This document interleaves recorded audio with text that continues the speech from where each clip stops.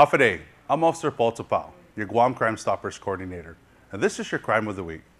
On Saturday, the 31st of May, at about 2:42 in the morning, officers from the Tumon Tumuning Precinct Command responded to the airport plaza in Tumuning relative to a disturbance with possible stab victims. According to the police report, upon arriving at the airport plaza in Tumuning, officers noted two males laying face down on the plaza's parking lot and were surrounded by numerous bystanders who appeared to be rendering aid to the two males.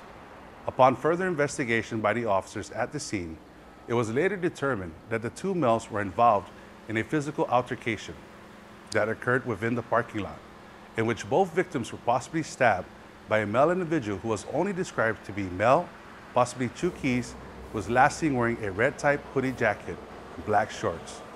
Witnesses at the scene had indicated that the possible suspect was seen fleeing with a group of unknown males northbound towards Route 1, in which the possible suspect was noted getting into a four-door yellow Honda Civic, which was waiting by the GWA pump station access road.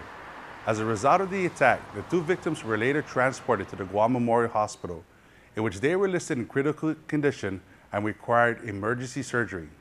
The Guam Police Department's Criminal Investigation Division and the Guam Crime Stoppers needs the community's help relative to this assault complaint.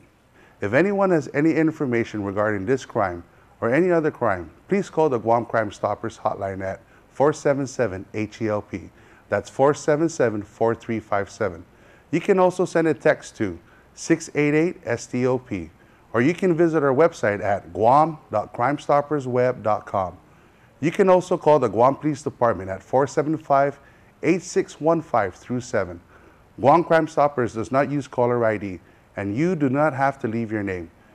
You can receive a cash reward for the information leading to the arrest and conviction of the person or persons responsible for this crime.